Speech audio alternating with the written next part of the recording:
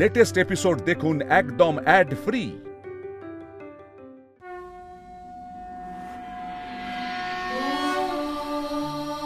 स्वस्ति न इन्द्रो वृद्धश्रवाः स्वस्ति नः पूषा विश्ववेदाः। কি সুন্দর আর মমতাময়ী ওনার রূপ। स्वस्ति नो बृहस्पतिर्दधातु। হে মা দুর্গা, আমি আমার নতুন মিত্রকে প্রতিশ্রুতি দিয়েছি ওনাকে ওনার মহাদেবের সাথে দেখা করানোর। আপনার কাছে এই প্রার্থনাই করি যে আপনি আমার মনের ইচ্ছে পূরণ করুন।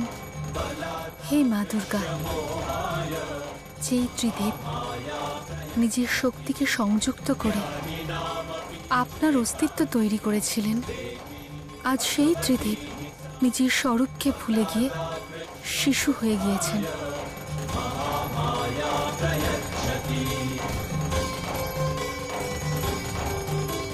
আমার আপনার কাছে প্রার্থনা যে আপনি মহাদেবের শক্তিকে আবার শিশু ভোলানাথের রূপে ফিরিয়ে আনুন আর ওনাকে মহাদেব হয়ে ওঠার আশীর্বাদ দিন, যাতে ওনার সাথে সাথে শিশু হয়ে যাওয়া ব্রহ্মাদেব আর নারায়ণও সংসারের মূল স্বরূপে ফিরে আসতে পারেন।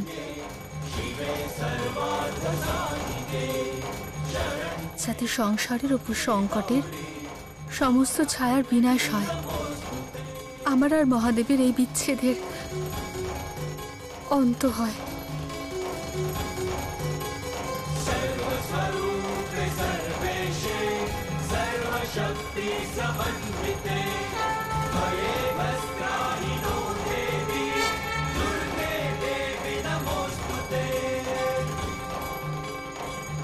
হে মা দুর্গা, আপনি তো জগৎ জননী। এক মায়ের যন্ত্রণাকে আপনার থেকে বেশি আর কে বুঝবে মা? আপনার কাছে একটাই অনুরোধ, এই মায়ের থেকে তার পুত্রকে দূরে সরে যেতে দেবেন না। নবরাত্রির প্রথম দিন মূর্তি স্থাপন করার পরে পুজো শুরু করার আগে কলস স্থাপন করার বিধান আছে। তারপর সেই কলস জল সিঞ্চিত করা ভূমির উপর স্থাপন করতে হয়। দেবী, কলস স্থাপনের বিধান শুরু করো।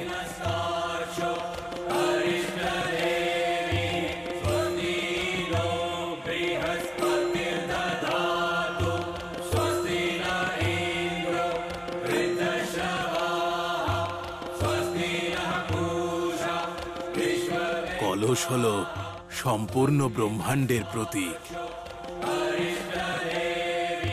মুদ্রা,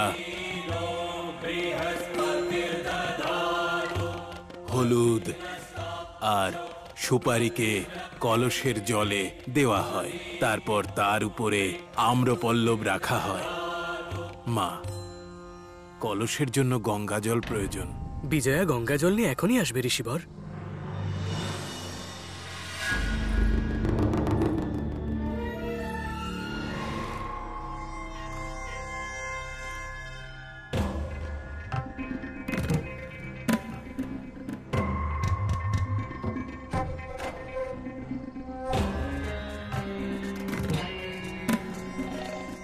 মনে হচ্ছে দেবী অনসূয়ার গৃহে পুজো শুরু হয়েছে। আমাকে এই পুজো ভঙ্গ করে দেবরাজ ইন্দ্রের আদেশ পালন করতে হবে। নন্দী, গিয়ে একবার দেখো বিজয়ার গঙ্গা জল নিয়ে আসতে এত সময় লাগছে কেন? হ্যাঁ মা, ওই তো বিজয়া এসে গেছে মা।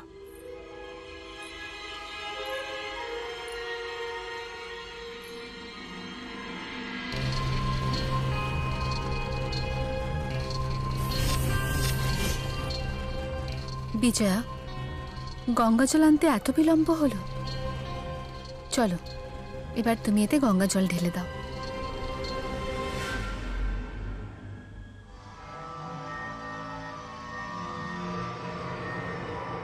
রাজকুমারী অজমুখী, আমি খুব সহজেই পুজো ভঙ্গ করে দেব, তারপর আপনার কাছে পৌঁছবো।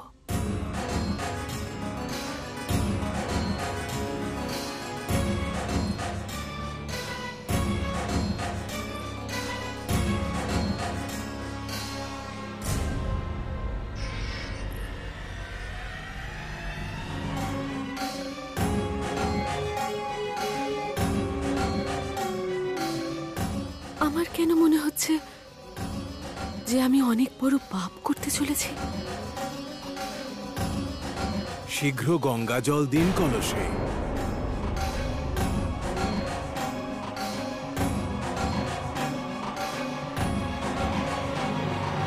বিজয়া,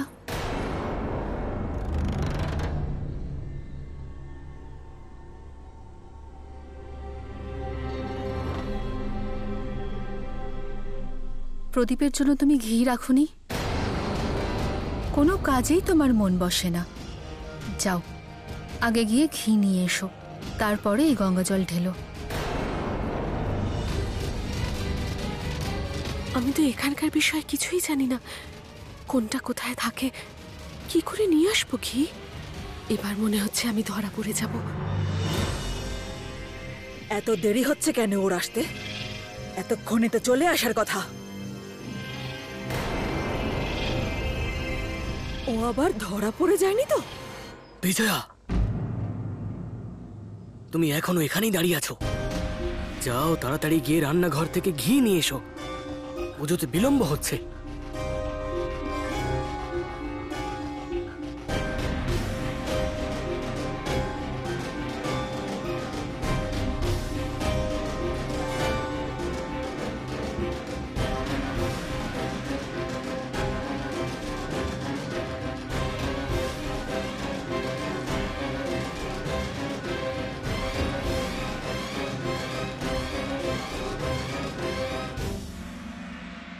বিজয়া, তুমি এখনো এখানেই দাঁড়িয়ে আছো?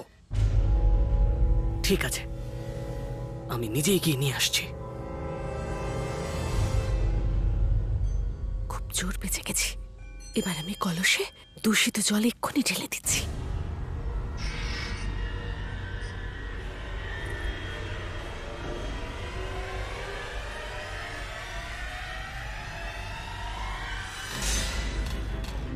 ব্যাস, পুজো পবিত্রতার সাথে সম্পন্ন হলে আপনি মহাদেব হয়ে যাবেন শিব।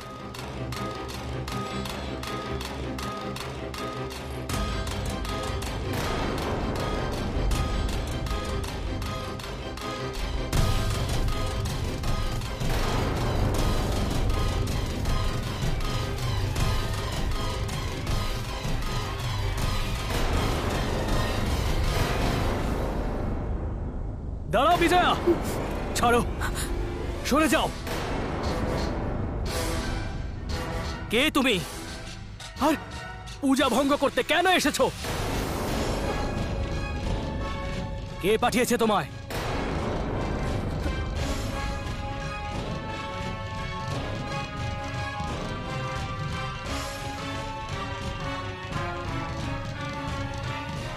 এসব তুমি কি করছো নন্দী? তুমি বিজয়ার সাথে এইভাবে কথা বলছো কেন? মা, এই বিজয়া নয়, এ অন্য কোনো ছদ্মবেশী। এই গুপ্তচরকে অন্য কেউ পাঠিয়েছে। তার উদ্দেশ্য প্রভু আর আপনার পুজো ভঙ্গ করা। আর মা, এতে গঙ্গা জলও নেই, এটা দূষিত আর অপবিত্র জল।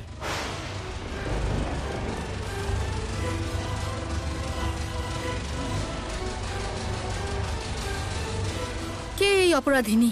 মা, এই অবস্থায় আপনি ক্রোধ করবেন না। আমি দেখছি যে ও আসলে কে।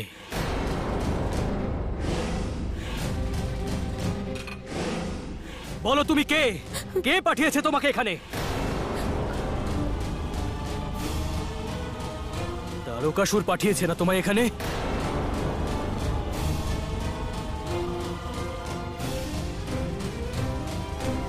নিজের আসল রূপে ফিরে এসো, না হলে। ওমা!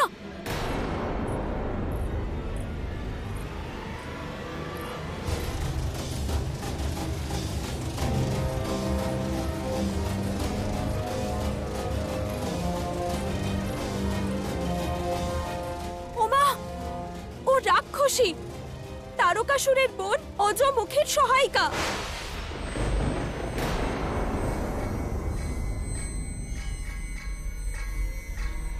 ও নিজের রূপে এক্ষুনি ফিরে আসবে।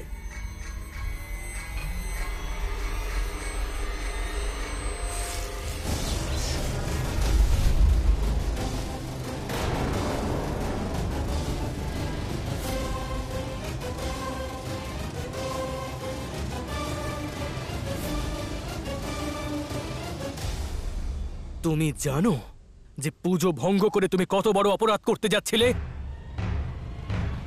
আর এই অপরাধের শাস্তি আমি তোমাকে এখনই দেব। না নন্দী, ওকে আমি শাস্তি দেব। না বিজয়া, ও অপরাধ করেছে প্রভু, শাস্তি এর একমাত্র প্রাপ্য। ঘৃণা পাপকে করা উচিত মিত্র, যারা পাপ করে তাদের নয়।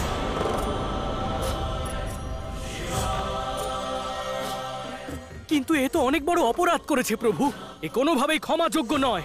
প্রভুর আদেশ পালন করা অপরাধ নয় মিত্র। আর আপনি ভুলে যাচ্ছেন কেন যে কোনো পুজো তখনই সফল হয় যখন পুজোর স্থানে কোনো হিংসা, কোনো ক্রোধ না করা হয়। অন্যদের ভুল ক্ষমা করে দেওয়া হয়। হয়তো এটা ওর সৌভাগ্য যা ওকে এই নবরাত্রির পুজোতে নিয়ে এসেছে। সৌভাগ্য? সৌভাগ্য থাকলেই তীর্থ আর ধর্ম লাভ হয়। পুজো করলে শরীর, মন আর আত্মা শুদ্ধ হয়ে যায়, সব বিকার, সব দোষ দূর হয়। হয়তো এখানে আসার পর ওনার মনও শুদ্ধ হয়ে গেল, আর উনি অধর্মের পথও ত্যাগ করলেন। কিন্তু প্রভু, ও তো অসুর, ধর্মের পথে কোনোদিনই আপন করে নেবে না। ধর্ম অধর্মকে জাতি, কুল আর বর্ণ দিয়ে নির্ধারিত করা উচিত নয়, তাদের মনের ইচ্ছে বুঝেই করা উচিত। আর ওনার চোখে প্রায়শ্চিত্ত দেখতে পাচ্ছি, আর প্রায়শ্চিত্ত সব পাপ মুছে দেয় মিত্র।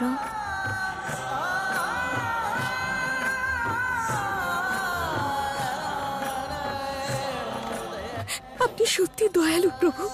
আমি কত বড় পাপী যে আপনার পুজো ভঙ্গ করতে এসেছি। উঠুন।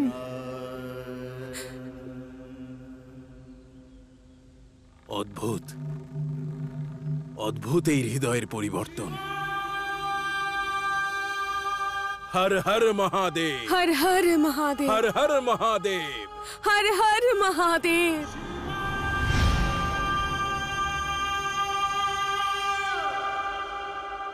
রাজকুমারী, ও তো অনেকক্ষণ হলো গেছে। আর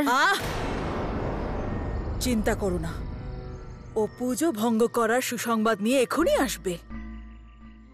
হর হর মহাদেব, হর হর মহাদেব, হর হর। চুপ করো, তুমি আমার সঙ্গে পরিহাস করছো? মাথা খারাপ হয়ে গেছে তোমার? আমি যা বলেছিলাম তা করেছো কিনা বলো। রাজকুমারী, যিনি স্বয়ং সাক্ষাৎ ঈশ্বর, তার পুজো কে খণ্ডিত করবে? আপনিও এই পথ আপন করে নিন। তোমাকে আমি শিবের পুজো ভঙ্গ করতে পাঠিয়েছিলাম, আর তুমি এখানে শিবের ভক্ত হয়ে ফিরে এসেছো। এবার তোমার বিনাশ নিশ্চিত। হর হর মহাদেব।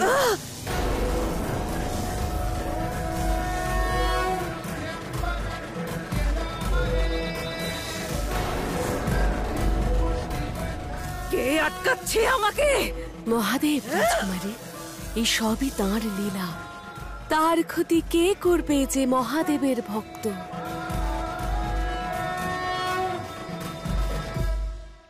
শিশু ভোলানাথের লীলা আমি আগেও দেখেছি, আমাকে একটু সাবধান থাকতে হবে।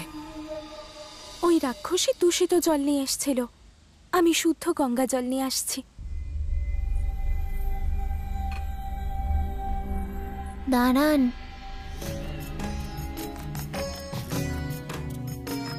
যিনি অন্যদের পবিত্র করেন সেই গঙ্গা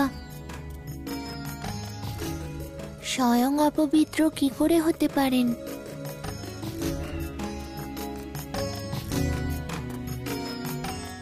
কলস আমার কাছে নিয়ে আসুন।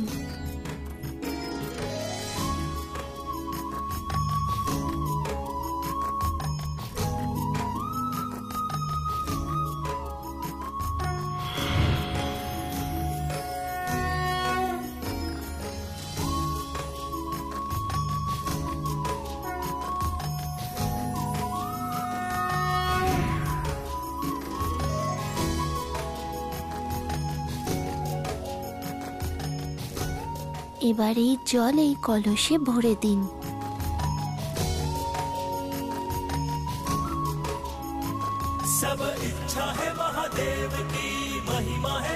অদ্ভুত লীলা মহাদেবের। হর হর মহাদেব। কেন ফিরে এসেছো তুমি? কেন এসেছো? তোমাকে না আমি বলেছিলাম এ বড় সফলতা চাই না, কোনো মূল্যেই চাই না।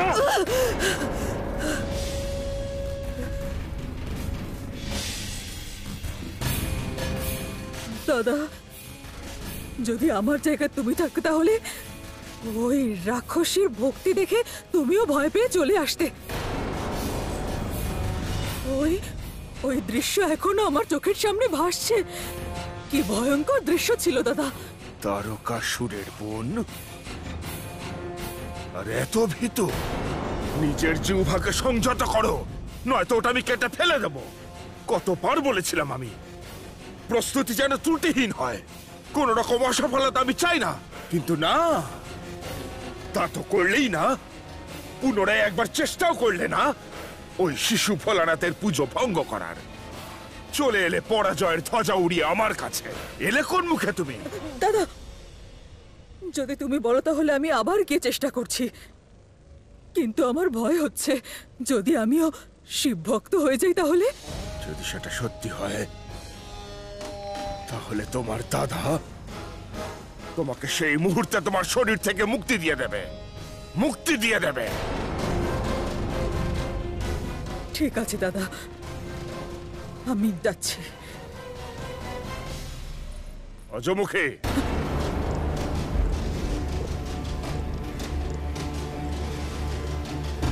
ভয় আর সংশয়কে মন থেকে দূর করো, কারণ ওই ভয় আর সংশয় সফলতার পথের কাঁটা হয়ে দাঁড়ায়। বুঝতে পেরেছো?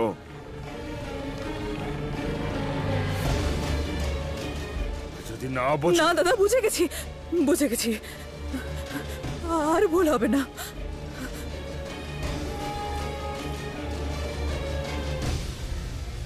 না, শুধু অজমুখীর ভরসায় থাকলে চলবে না।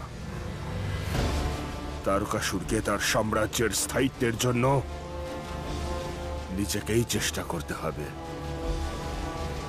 ওই শিশু ভোলানাথের পুজো ভঙ্গ করতে হবে, যাতে ও নিজের স্বরূপে ফিরতে না পারে।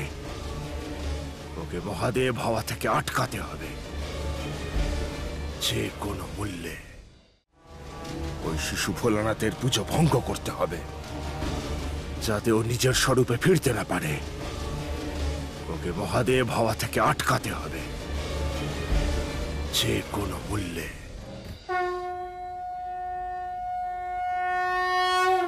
যে মনস্কামনা নিয়ে আপনি পুজো করছেন, আপনার সেই মনস্কামনা আজ ভঙ্গ হবেই দেবী অনসূয়া।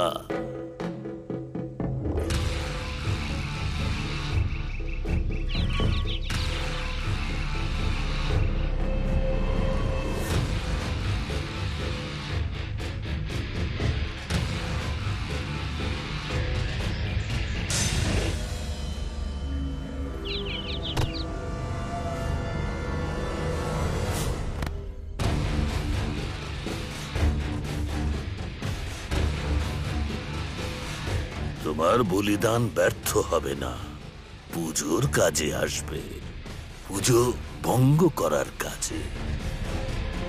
আমি তোমার এই মৃত শরীরের দ্বারাই দেবী অনসূয়ার পুজো ভঙ্গ করব।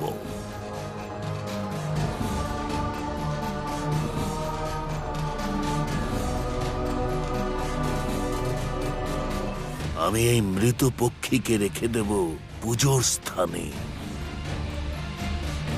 তাতেই পুজো হবে অপবিত্র, খণ্ডিত, ভঙ্গ।